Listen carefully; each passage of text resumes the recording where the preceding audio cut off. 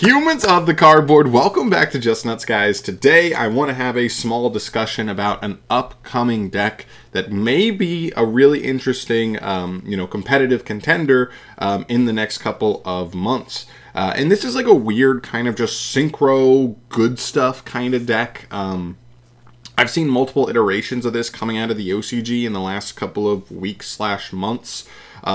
Essentially, the base of the deck is the bystial engine plus some good generic tuners. And what we've been seeing, and I brought this up a couple times on the channel in the last couple weeks, is Konami is just dropping like the best tuners we've ever seen. Especially as it pertains to extenders. Konami seemed really reluctant to actually make like tuner cards that were like legit good cards to draw in hand for the longest time. But we're finally getting that now. They're like legit engine cards that extend you, that start you, all that stuff. And so that's kind of the basis here. We're seeing in this build here, there's an additional sprite engine. I've seen builds with the punk engine thrown in. There's definitely different ways you can go about it, and that will change too depending on where we're at that current time in the TCG when we get some of the cards that we need, because we are missing a couple things here, as you can see from some of these OCG slips. But yeah, I just want to analyze this list here. Obviously, there's like a bunch of different ways you can play this. You can go with different synchro lines. You can go with different engines. Some decks don't play sprites. Some decks don't play punk. Some decks, just play the tuners and the bystials, and that's enough. But yeah, it's pretty cool. So let's get into it. Obviously, starting off with the bystial lineup, you've got the triple Lubalion. He's probably one of your best starters. And then obviously the Saronir. We are playing the Regained and the Beast, so he is one of the better cards there. Then triple Drua's Worm, one Baldrake, one Magnemute. It's important to keep in mind they have Magnemute at 1 on the ban list, so that probably explains this ratio. Otherwise, they might have considered playing Magnemute at 3 and Drua's Worm only at 1 or 2. So keep that in mind. Sprite engine, pretty basic for them. They have Jet and Starter at 1, so playing triple blue because he's the best one to open, and then 3 of the one-off good ones, and then the one starter. Obviously, it's really good, even though it locks you. The whole idea of starters that like you try to do all your other stuff, your synchro stuff, everything else. If that stuff gets shut down, boom, starter for blue. Blue gets Jet. Jet gets another card, probably just smashers, and you're in really good shape. So it's a really good card to help you play through interaction. Then from there, we move to the tuners. This is the really cool part to me, because they're just generic good tuners that are just good enough to be in a like competitive deck. Ringo Worm, the 100 Apple Dragon. This card's really cool. If you control a non-effect face-up monster on the field, you can special summon it from your hand, but also during the main phase, if you have just synchro summoned this turn, period. And he's a tuner, so he would have been engraved because you used him for a synchro summon. He can banish himself to special summon a level 2 worm token to your field. So that's really, really nice. Or it doesn't even have to be used like that. It is just a level 2 body to make sprite plays, potentially. So really, really cool card. It's an extender. It also gives you just like a free extra level 2 tuner body after that. Really cool card. Assault Synchron. This card's very basic. It pretty much just says once per turn, special summon this card from the hand. Level 2 tuner. Super easy, generic, good extender card. I like it. This card's nice. And then Shinobi Necro. This one has a couple of really cool interactions with the deck. The main 2 that I know of are, of course, the Bystials, right? You can normal summon this guy, link for Almirage, and banish it to get out one of your Bystials, and then that'll obviously bring back Necro, so that's already fodder for an immediate Synchro 8, which is very cool. On top of whatever bonus effect you might get, Magnemute a search on end phase, Saronir getting you a send when he's sent, like cool stuff like that. And then Cash Eve level 2. This is just a level 2 extender. You can get this off of Cupid Pitch, which are playing in the extra deck, so that's a cool extender card that comes up there. And then from there, it's generic stuff. Triple Max C, Triple Ash seems to be the 2 most applicable hand traps in the format. We talked about the sprite stuff. 2 Prosperity, whatever. 2 Called, whatever. Cross Out, whatever. And then Rebranded and Branded Beast. So you get there, then we move to the extra deck. Almirage just to get Shinobi in there. Elf we don't have, but we're playing the sprite engine, so you got to play it. Sprint does come up, yeah. I would say either sending Ringo Worm, so he can use his graveyard effect for the extra level 2, or just to get a Shinobi Necro engraved. That could definitely come up. Hieratic Seal, this is just to make extra cool interruptions out of your bystial package while also just getting them engraved to trigger some of their effects. IP definitely comes up for the Sprite Engine. Appaloosa, probably what you're going into off of IP. If not, the Underworld Goddess also helps you out, just annoying stuff.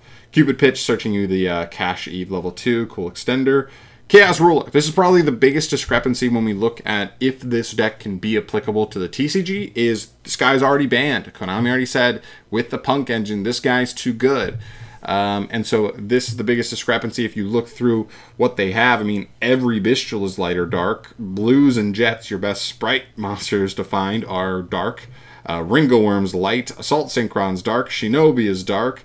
Eve's level is light. Like, everything in your deck is like light or dark, at least almost all of it, over half of it. So puts you in a really good spot to be able to find any of that stuff. Plus just the fact that Bystials are hand traps inherently anyway also really feeds into that. So that's a huge thing we're missing, because outside of that card, 8 seem to be a really easy starting level to get into, and I just wonder if without Chaos Ruler in the TCG, where do we pivot? Because I just don't know if there is another level 8 that you feel as strong about making to start your plays like you were with Chaos Ruler here. That'll be the biggest question. Then you have the Bystial Synchro 10. This card's actually pretty dang powerful for sure. Chaos Angel. This is a generic 10 that when it's summoned just banishes a card. Very powerful. Baronne de Fleur, negate, obviously, and then Cheng Ying, problematic monster for certain decks. And then one Gigantic and the Zeus just in case.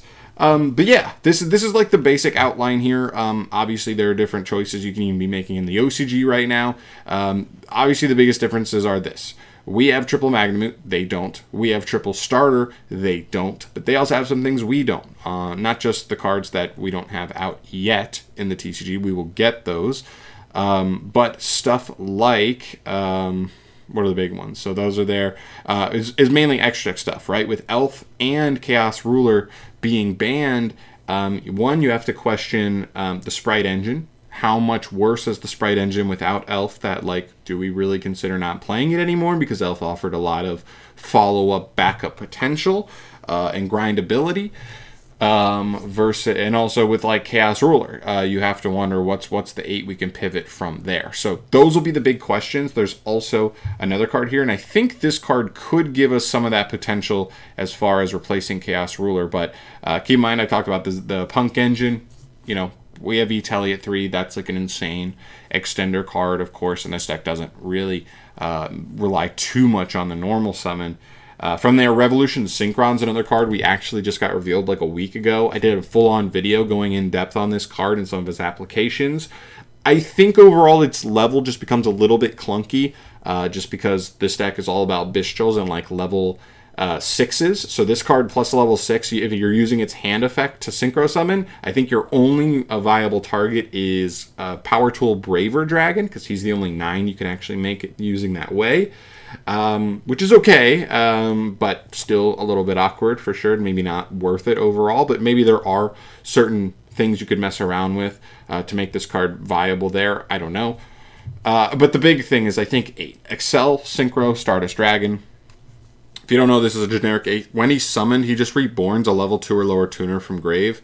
And during the main phase, as a quick effect, he can tribute himself as cost to special summon a Stardust from extra deck, and it counts as a Synchro summon. Then, immediately after this effect resolves, Synchro summon a Synchro monster using monsters you control as material. And the monster summoned this way is unaffected by... your opponent's activated effects. So pretty powerful. You do have to play an actual Stardust in there, so the space gets a little bit tighter. But in terms of value, Chaos Ruler gets you a free card. He brings himself back. This card is going to give you one of your tuners back, so something like being able to reborn Ringo Worm or Assault Synchron or Shinobi Necro, any of those, go into a 10 if you want, or you already have these on field to like quick make a 10 on the opponent's turn. So you do open up some plays. You do open up some pretty free extension. The question will be is if it's good enough. I don't think it's quite as good as Chaos Ruler, and especially Chaos Ruler being able to find you another engine, find you into the Sprite engine, find you Bystial Lubellion, potentially, if you didn't already have access to it to get him in rotation, right? But I do still think in terms of value, this card is still pretty neat.